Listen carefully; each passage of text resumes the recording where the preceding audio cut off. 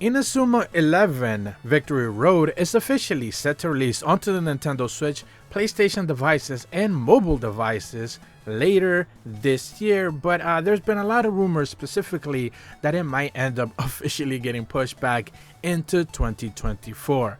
However, with that said, plenty of brand new updates and brand new gameplay have come right after Tokyo Game Show, which happened back in September. Essentially, the developers decided to put out some brand new footage, and since then, a couple of brand new blog updates have decided to reveal a couple of brand new game mechanics and new updates that we simply didn't have access to before. So in this video, I want to try to go over some of the 5 main new updates and changes that we have seen in the game since pretty much we originally got some information on it so many years ago. One of the biggest changes comes to the game in the format of how the developers understand that there's got to be post-launch content. A lot of games nowadays seem to have some sort of online progression systems, and when it comes to a soccer game, the FIFA ideas are going to be implemented here within. And one of the blog updates, which I'm going to be leaving a link in the description below for that, they talk about their plan for the game long term. They mentioned that while creating the newest Inazuma 11 game, Inazuma 11 Victory Road, they were conscious about the roots of the game. However, the game structure of current game industry has evolved immensely, and in order for players to enjoy Inazuma 11 to its fullest, they have determined that the system cannot stay the way it was since the good old days. Therefore, adding to the match systems will take up most of the playtime while introducing new systems in brand new format. And that's a direct connection to the seasons mode, essentially post-launch content.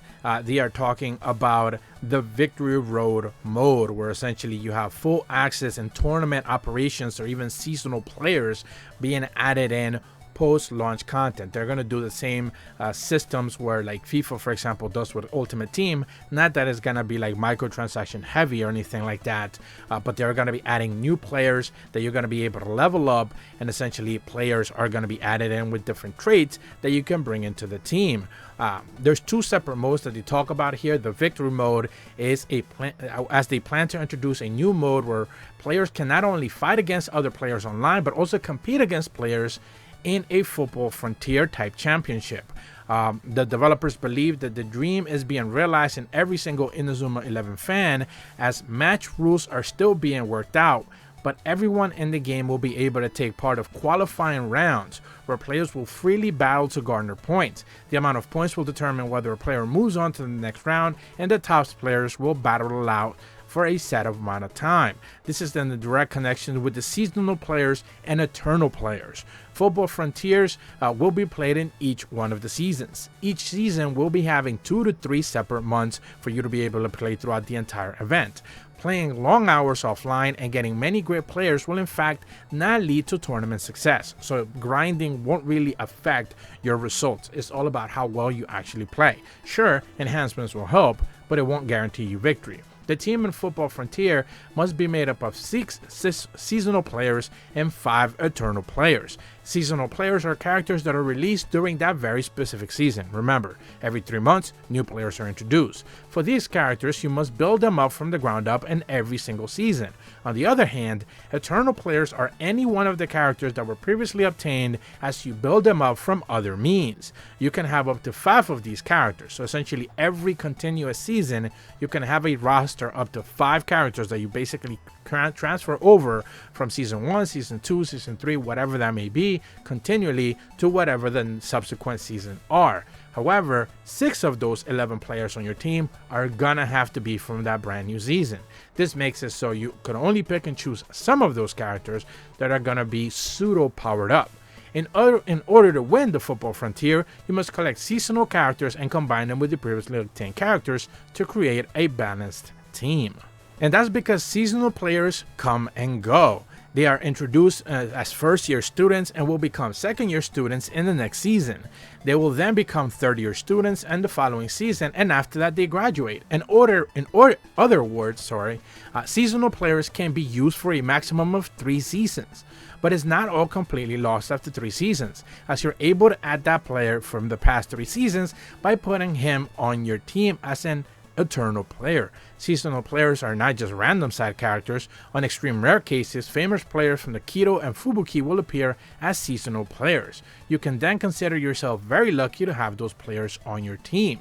They have held many different editions to basically add many new characters, and after auditioning 35 different players and people, they finally decided to cast the Victory Road main characters as Umei, Sasami, and Haru Endo. They are both perfect matches for the characters, as they can't wait to be able to be added into the game as one of those additional characters. So essentially, this brand new system that they're adding in is going to be one of those where of course you can bring those characters in each and every single season. Some of them you're going to be able to retain for up to 3 seasons, and then they become eternal players. So it's going to be one of those things where mixing and matching for the online experience is going to be key, as some of those characters that are going to be actively in your team are going to be characters that you're still going to be powering up. You're still going to be unlocking new skills for them, new abilities, and basically learning how to play with them. And speaking about learning how to play with some of those players,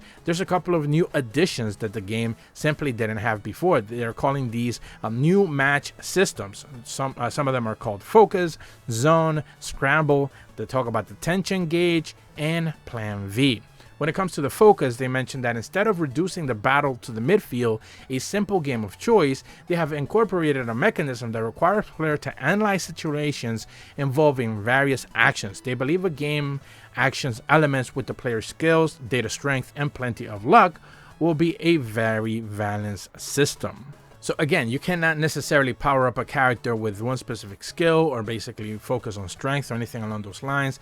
Many different qualifiers will determine just how good your character is. Skill, the actual strength themselves, how powerful they have become through stat boosting, and of course, some luck will be involved. When it comes to Zone, they mentioned that they will change the way players go at it in front of the goal. Rather than having the choice of what type of shot to kick, players are now able to think differently in ways to attack, such as quick passes to nearby players. So passing the ball around tiki-taka style in front of the net will net you a better chance to be able to get it through the goal. At the same time, the Scramble option is based off of a battle for the ball, and that happens pretty much in every soccer match. Players can react to incoming ball attacks or even heavy passes by heading it to another player or keeping it at their feet. It is a system where players choose what to do by lining up the cursor to the marker and pressing the button with correct timing. So it's just one of those simple mechanics that are going to let you choose how it is that you want to engage onto your next pass as you pass the ball along to the next player. And one of those benefits is going to be the tension gauge. In this newest game, the individual TP has been completely removed. In its place, the tension gauge is being added in, shared by all teammates to unleash powerful moves. Tension rises as a result of focus during some of the matches, and decreases as your players use moves. Managing the tension and using efficiency is the key to victory.